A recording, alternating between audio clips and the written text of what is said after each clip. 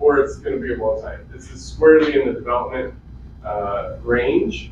It's got a huge sacrifice on it. It's just got almost nothing in terms of branches. The whole tree is probably in here eventually, but way far towards the development side. On the other opposite end of that spectrum would be one that's in refinement, one that you're pretty happy with the trunk, you're pretty happy with the general branching, and now you're transitioning that tree into slower and slower and finer and finer and finer growth. And that type of tree needs to have its roots handled much, much differently than one that's in development. So those are the two broad brush strokes that we would separate things into. But along the way, there's all sorts of trees in between stages that are doing a little bit like refinement, a little bit like development. But it's just a way to think about how to handle the roots. So among both things, we need trees that are healthy. You don't want to do this on something that really struggled the last year. Even if you don't like the pot, you probably need to suffer through it in that case, because if something's not growing well, that might mean that it is weak. And if it's weak and you force it to regrow some roots, it might be the final nail in that tree's coffin. So you should do this on trees that you're confident in the health of both sides. The only exception to that is if you think it's declining in health because it's root bound and can't be watered, things like that. In that circumstance, you still want to be gentle on the roots, but you do want to address the root issue and do a repot. So that's a precursor to what we're talking about. All the things I'm saying here, if our tree is not healthy, we probably shouldn't undergo this. We try the next growing season to get that tree really healthy, so the following year we can do this. All right, so I'm going to start pulling these two apart. These are going to be my examples today.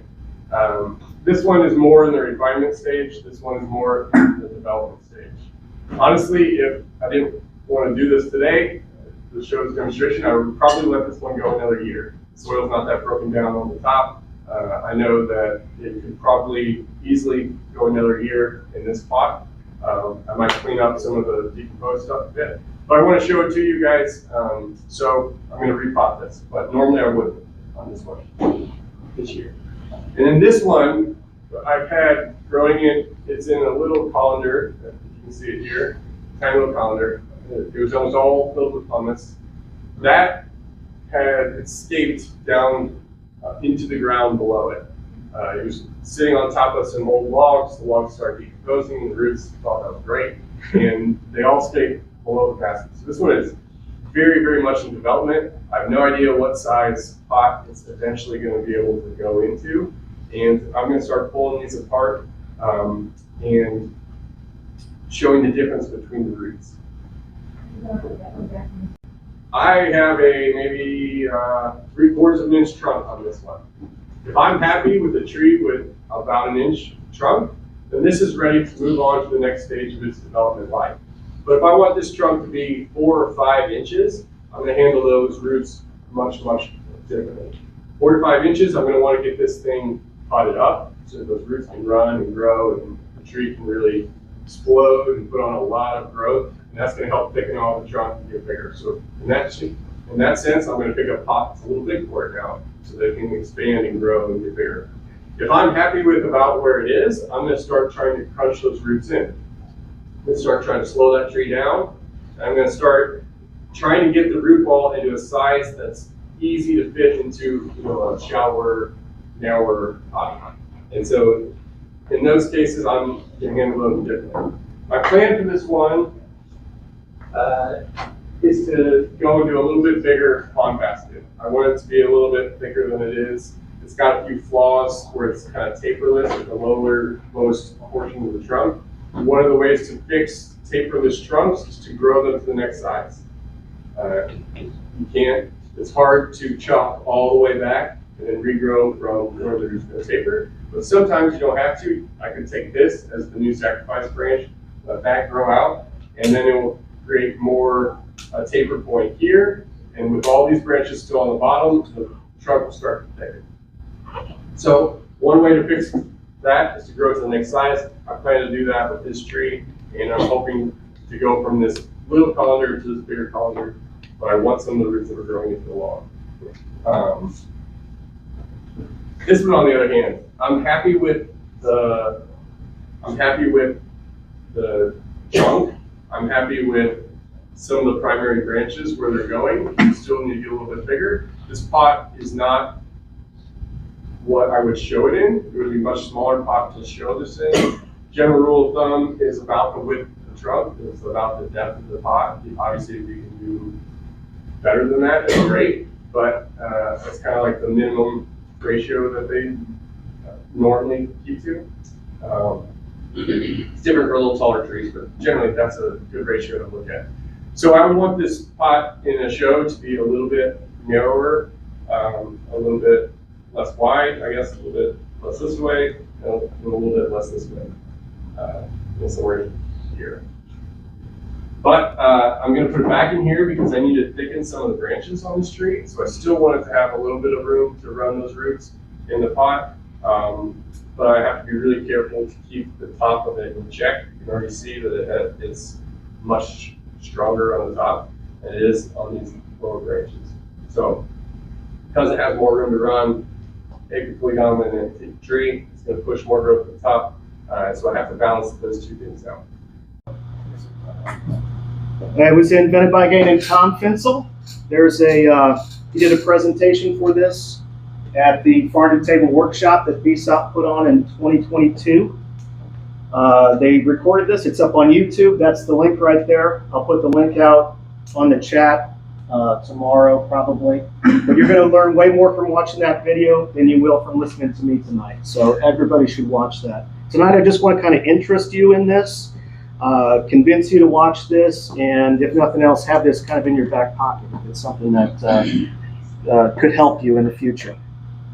So Mr. Finsel works with a lot of larger field-grown, nursery-grown conifers, especially Japanese black pines out of Telperian farms. So these are trees that are large. They're in large containers. 2 gallon, 3, 5, maybe even more than that. He said he's done things as small as 1 gallon, but mainly these are large and these are coniferous material. So when we're repotting things like this, especially conifers, we need to keep 2 things in mind. We have got 2 goals, first of all. We want to reduce the root mass to fit in that container, and this is kind of what I was talking about over here. We need to get that root mass worked down to a reasonable size to fit into a bonsai pot.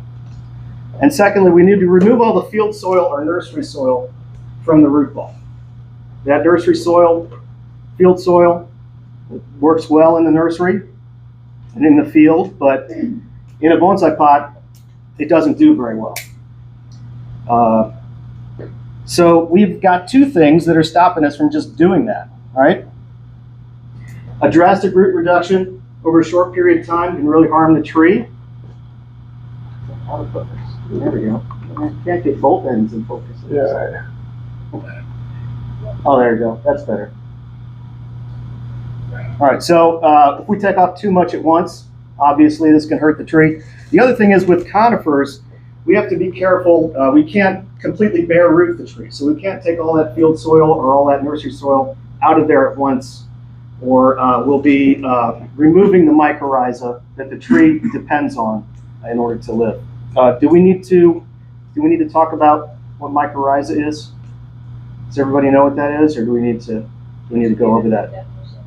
Mycorrhiza is what we call the relationship between a tree's roots and fungus in the soil that lives on the roots. It helps the tree survive. It helps the tree take up water and nutrients, and in return it gets fed by the roots.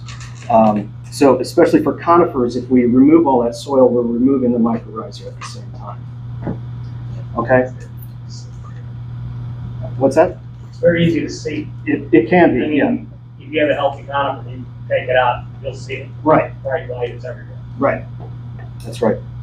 So we can't just do both of these things at the same time. We can't chop off all the roots and remove all the soil and stick it in a bonsai pot. We have to do this progressively over a period of time. So the traditional way of doing this was called the half bare root. We've got our tree, it's in a big pot, and we come in and we bare root, let's say the western half of the tree. We get in there, we remove all that field soil, all the nursery soil. We also reduce the, you'll notice there that the root ball gets reduced at the same time. In each of these workings, we reduce it a little bit. The tree has enough left in that untouched portion to sustain itself, to survive, and to replenish the mycorrhiza and the fine roots in the bare rooted half. Okay, and that's the idea here. We leave half of it and we use that to recover the other half. Okay, so we replace that with good quality bonsai soil, and then we let it recover for 2 or 3 years. Once it recovers, that bare rooted side will be nice and firm. You won't fall apart if you take it out of the pot. So here we go, looking good. Half of it's recovered, and then we just go and we bare root the other half. Root ball's getting a little smaller at this time as well. Now notice we're not recovering on strictly on 50% here. We're recovering on less than 50%. But that's usually enough to get the tree by. And if it's a healthy tree, we should. His first insight, Mr. Finzel's first insight, was that there's more than one way to divide a root ball in half. So in this case, we bare root the top half of the tree.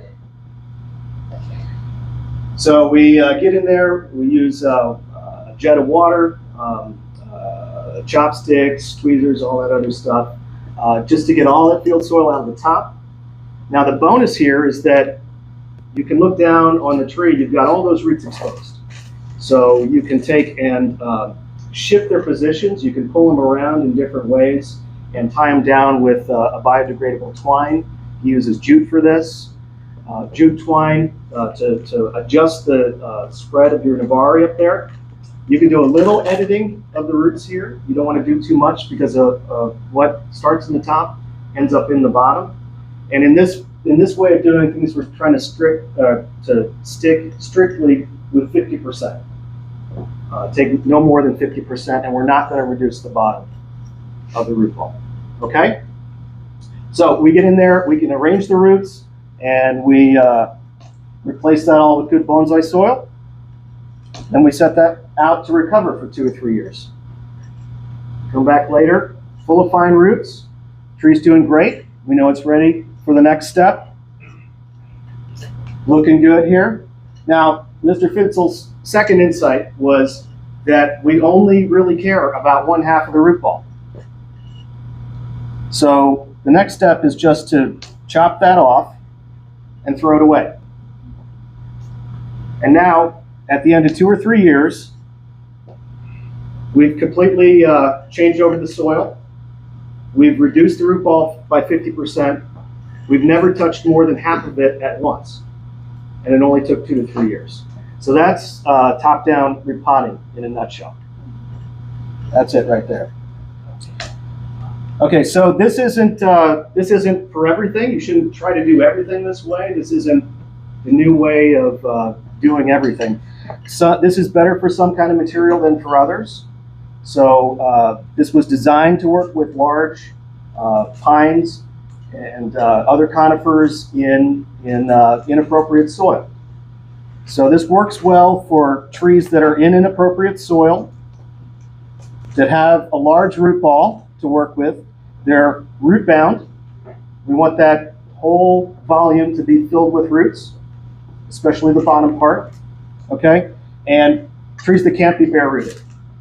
Now it's less useful for some other types of trees, but there's nothing that says you can't use this method on other kinds of trees. But it's less useful for trees that are in bonsai soil already. We don't need to change over the soil. May not be any point in doing this. Okay? Trees that already fit in a bonsai pot, we don't need to reduce it. May not be any point in this. Okay? If they don't have a lot of roots, this may be the wrong thing. You may need to wait a while, let that pot get filled up with roots, because we want to be able to know we're not just talking about 50% of the dirt, we're talking about 50% of the roots, okay? And if your tree can tolerate bare rooting, there may not be any point in doing this. If you've got a tree, deciduous tree that can do this, you maybe I'll just chop it, bare root it, and throw it in a bonsai pot. You don't have to wait 2 or 3 years. All right? So this should be done during your regular repotting window, but it is very gentle.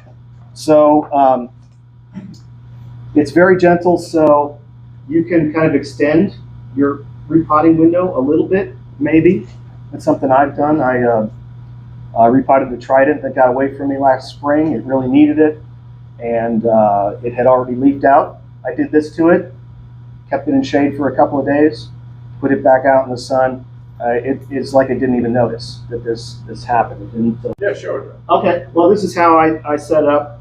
So we use a jet of water.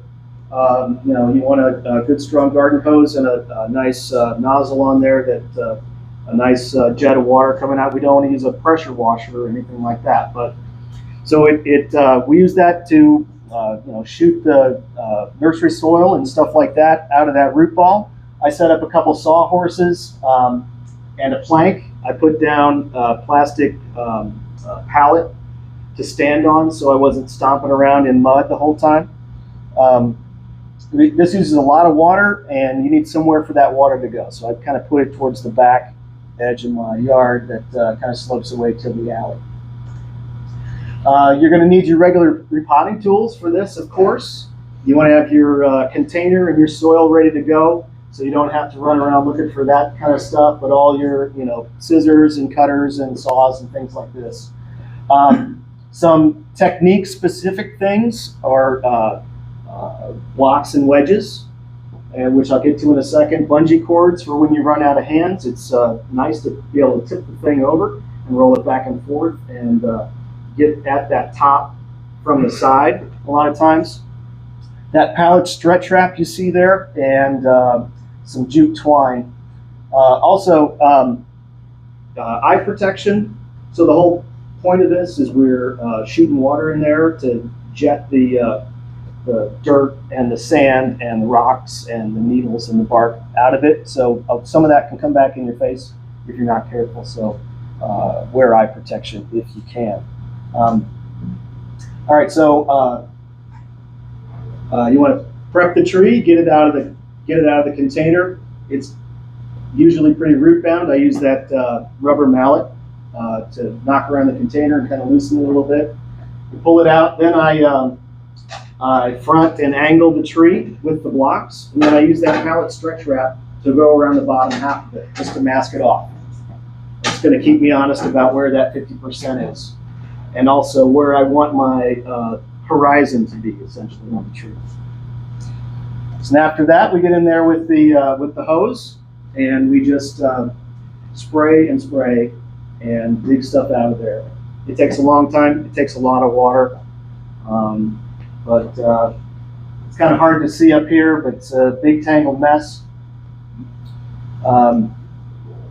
Then we, after that, kind of edit a little bit, arrange some roots a little bit.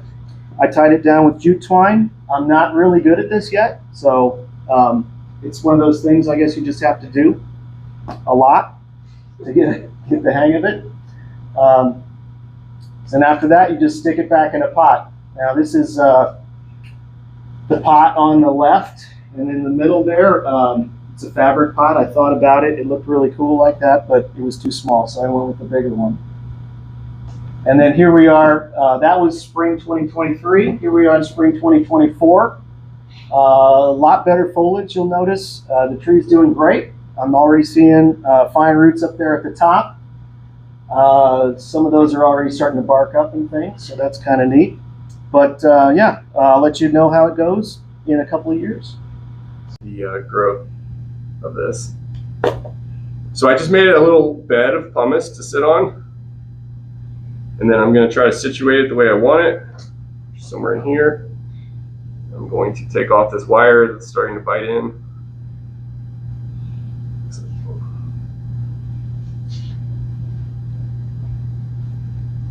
Any questions while I'm doing this? Shout them out. How deep did you go on that pumice layer? It's about 3/4 to an inch thick, I would say. If it were a ceramic pot, I would probably go a little bit thinner on my pumice layer up there. You know, maybe like a 1 or 2 particles thick hold. And sometimes on certain trees that really like water, I might not even put any pumice in the bottom, just straight Akadama. All right. What type of tree is that? This is a black pine. It was grown from a seed. I've read about people leaving the wire on that thicken the trunks up. Have you ever tried that? I have not done that myself. I know that it works. It definitely will thicken up the scar and thicken it. But I've also had some that die from. I bought some from Brussels that had the wire in there, and they were too healed over to get the wire out. It would have basically been cutting the tree in half, and both the trees lived. It was super healthy for several years, and they both just died randomly. No health issues before that. So I don't know. I've had bad experience with it, so I don't like to do that. But I know people who do. As long as you get the wire out, though, you definitely can use it to scar trunk and thicken it. There's a deep wire scar on this, but I'm not worried about that at all. Black pines get really thick plated bark, and you can't see the wire scars after they get that bark. So on a young black pine, don't worry about it. So scarring as much. All right, so I've got that just tied down with a simple wire here. I'll clean it up later. And now I'm just going to gently go over the top of the root ball to hold it down, prevent any movement of the roots with this wire that I put through the bottom of the basket.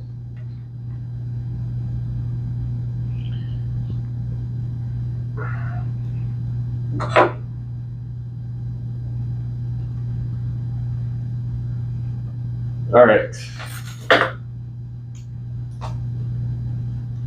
So again, I'm being gentle on these roots. They're developing. All I want to do is make sure it's not going to move, and then I'm done. I'm not wrenching this thing all the way down as tight as it can, so it's pulling up through the basket.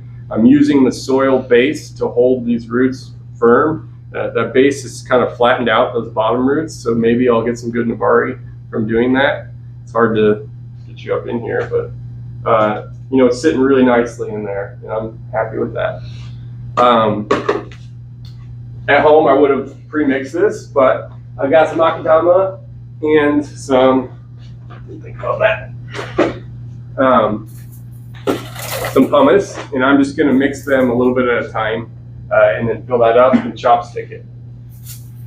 Before I do that, though, just show you in the end, I'm going to talk about this one. So this one is approaching the other end of the spectrum, where we're starting to work on refinement. And when we work on refinement, we're going to handle these roots a lot differently. So it's in a fairly small pot already, and I want to see what's going on with these roots. If I remember correctly, it had a lot of roots on one side and not so much on the other side. That kind of makes sense when I look at it now, because this side, the soil is just falling out, and this side, it's pretty intact. So my guess is this was the side that didn't have any roots on it, but we'll see once I get in there. I already cut the wires out of the bottom of it, and I already used a sickle to go around the side. This definitely could have gone another year, but it's a Trident, so it should be fine. Here's one of the wires that's holding me up. I think this is the other one. All right.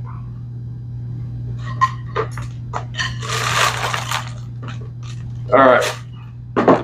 So here's a root ball that would be more in refinement. It's, you know, fine rootage almost all the way around. Normally when you have one approaching this stage, the root ball looks like the pot that you took it out of. You can just pull the whole thing up and it looks like you didn't take the pot off. You know, like I said, this one still has some soil that was perfectly fine, so it could have gone a little bit more time. But I think there's going to be some nice roots underneath that top layer, and we'll see. So at this point, I'm going to start combing out the roots to try to get them all to extend perfectly radially away from the trunk. It really helps the nabari and the bottom trunk flare, because as those roots all start thickening, they will also start merging together, and they make that really fat base plate of roots, or upper or lower trunk, I mean. So I'm going to start examining this, and I will tell you what I find. But while I'm doing this, Gil's going to come up and talk about the Ibihara technique, which goes right with refinement. And see the top, but the roots, especially on our deciduous trees like this, when we get that flat flare of the nabari, it really helps with showing an age to the tree. It really helps, because a lot of your old trees, they've got the big flare and roots right at the surface around them, and it just looks much more ancient. So what's going on with the roots affects what's going on at the top. So the top, one of the things that I learned how to do and I really like is being able to get those roots to go straight out. There's ways to do it. So this is just a mock-up. You can only really do this on deciduous trees. You can't do it on evergreens, because this has to be bare rooted, obviously, to do it. But these roots were most of them were over here. They were twisted. They were going over each other, lapping, which, just like our limbs up above, we don't want anything going over or touching. Same with the roots, to get the nice nabari. So what I've done with some of my deciduous trees is much smaller scale. Take a piece of plywood. If the trunk was large enough, I put a screw right up through it into the trunk to hold it. Used staples and nails and manipulated those roots so I got a nice even flare. Everything's going straight out. These will continue to swell, and they'll get that pancake type thing at the top of the soil, which looks so cool. But you can go through the roots. You can just go next to it. I like to use a tack type thing so I can get in there and pull it out eventually after the root is set in place. With some of the roots, if they're real fat and ugly looking, I'll use the staple and I'll put it down pretty tight. And then just like it'll gird that root, and that root will back bud, for lack of other words, much finer roots. And it's a way of trimming the roots, but it trims itself while it has new feeder roots to supplement what you're taking off, or what the tree is naturally taken off by itself. Can also, I've done it a couple of times with the younger trees, where you plant them on a tile or plate to help get the nabari going. I've done that and this at the same time. So I would drill a little hole right through here, thread the tree up through there. As it grows, it eventually cuts off the roots down below naturally on its own. And then I've got the nice nabari, the roots laid out for it to create a really nice nabari. And it worked really well. Just on deciduous, can't do it on the conifers, but it's a fun way to, an easy way to really get it to the roots where you want them. This tree's been pretty dependable about handling all the abuse I've thrown at it. Which some there's genetic variants. Some of them are a lot better at tolerating stuff than others. So.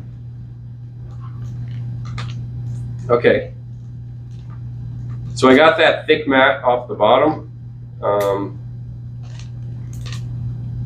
Two more here. And now I'm gonna try to get the base as flat as it can be.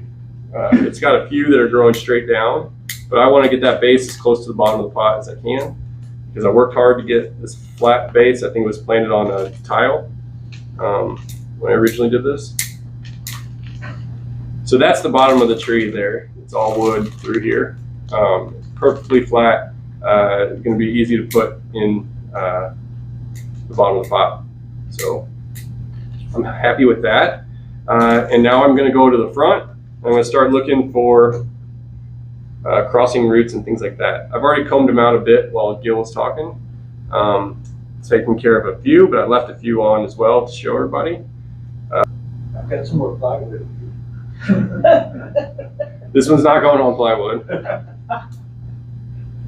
Okay, so I will probably get something like a little piece of bamboo or something to stick there so it doesn't keep trying to move back to where it was. But I've untangled it from the ones next to it and they won't grow together anymore. Other than that, there's just not much to do to this, which is another reason I picked it. It's because if I had a ton to do, we'd be here all night. But I just want the roots to extend perfectly straight out all the way around. You know, eventually the bottom of this tree is probably going to be, you know, 3/4 of an inch to an inch thicker on all sides. Once these roots all start fusing, which is the glory of tridents, I guess. So it's ready to go back in the pot. At this time, you know, I'm looking at where I'm going to hold it down. Last time I used a couple chopsticks to hold it. I think I'll do the same this time, just so I don't put too much pressure on any one root. So I will, you know, take some bamboo chopsticks and lay them across something like this. And that spreads out that force of the wires across them, across the whole thing. Sometimes I have wider bamboo that works a lot better than these chopsticks that I have, but today I have chopsticks, so chopsticks it is. You could also do a basket weave where this wire goes here, you tie that, this one goes here, you tie that, this one comes here, you tie that, and then you get another section to finish the last one that you have to tie off.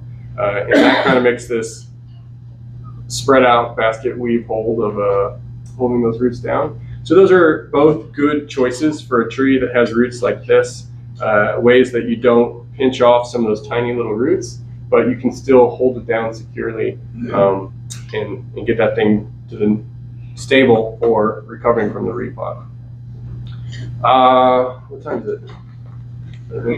25. Okay, I'm gonna keep doing these two up here. If anybody has any questions, they feel free to come up, ask them as I finish this. For those that have seen a million repots, you know, I'll let you guys chat and head home a bit early. Are there any options for the raffle, Christian?